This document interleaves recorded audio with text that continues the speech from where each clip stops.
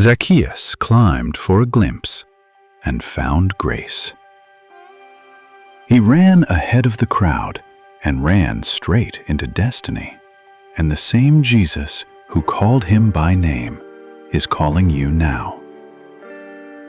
So the question remains, will you climb? Are you willing to climb? Are you willing to rise above the noise, the shame, the excuses, the fear? Because Zacchaeus climbed that tree thinking he needed to see Jesus.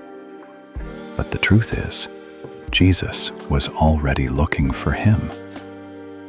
He sees you, too, in your mess, in your doubt, in your hiding.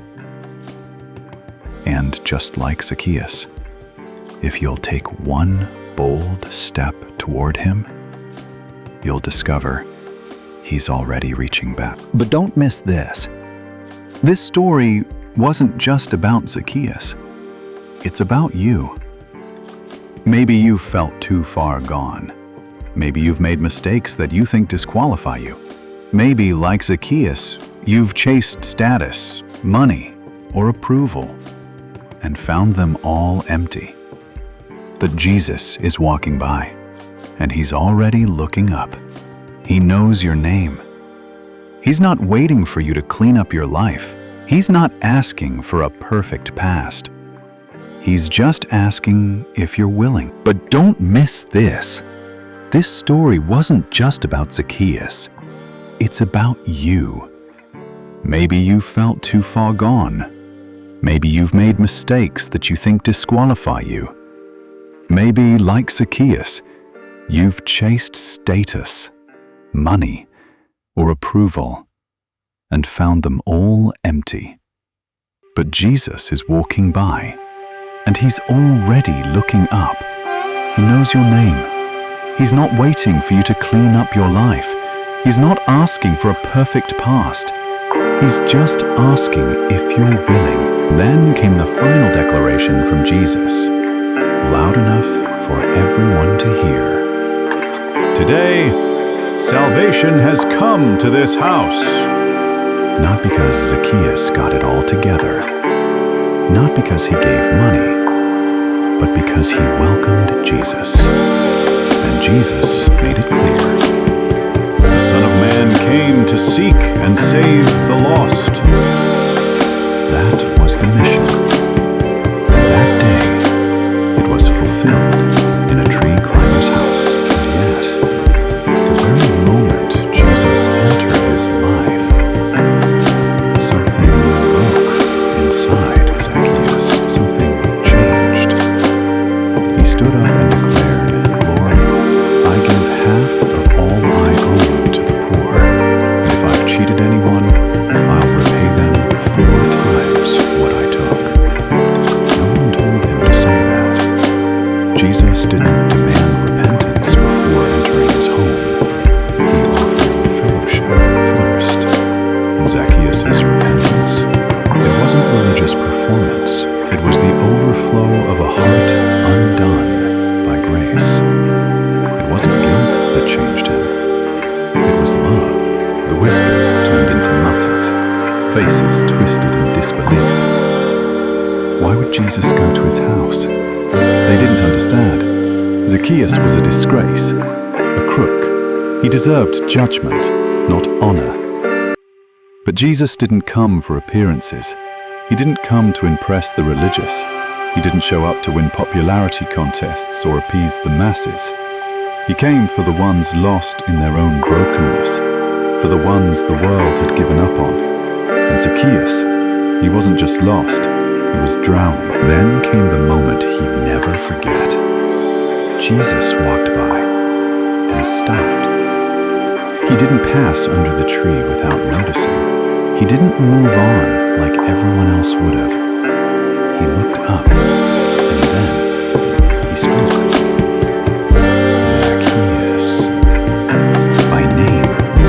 Imagine the sound of it. Not spoken with judgment, not with mockery, but with familiarity, affection. Zacchaeus, hurry and come down. I must stay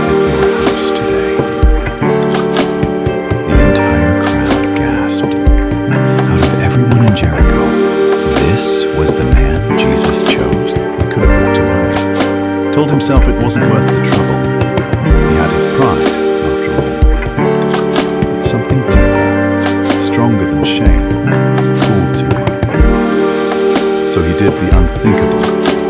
He ran ahead and climbed a sycamore tree. It was humiliating. Dignified men didn't run, much less climb trees. Children climbed trees. Beggars climbed trees. Not men of power, not men in fine robes. But Zacchaeus didn't care. Not anymore. His heart wanted something more than money or image. He wanted truth, hope. He wanted Jesus. And then came whispers, rumors of a rabbi named Jesus, a man who healed the blind, who touched lepers, who spoke with authority no one could explain. But more than that, he was said to welcome sinners. Zacchaeus was intrigued. Could it be true? Could this man really see people like him? So when Jesus came to Jericho, Zacchaeus ran to see him. But the crowds were thick, and Zacchaeus was small, literally and metaphorically. He couldn't push through the masses, and let's be honest, no one was letting him through. People knew who he was. They turned their backs. They shoved him aside. Zacchaeus wasn't just a tax collector. He was the chief tax collector. That meant he oversaw an entire network of corruption, taking a cut from every dishonest toll and squeezing profit out of poverty. In Roman-occupied Israel, tax collectors weren't just disliked. They were considered traitors, sellouts, extortionists. But Zacchaeus didn't care. He had what he thought mattered: wealth, authority, power. He could buy whatever he wanted, command who he pleased. But at night, in the silence after the coin stopped clinking, he felt it. That gnawing emptiness, that aching question. Is this all there is? He had everything the world said would make him happy, yet none of it filled the void. He had everything: money, power, influence. People bowed when he passed, but not out of respect. They hated him, feared him. He was a man who had sold his soul for silver, and yet one day, he climbed a tree like a desperate child, chasing a hope he couldn't explain. Why would a powerful man humiliate himself like that? Because something inside him was dying, and the only one who could save him was walking by.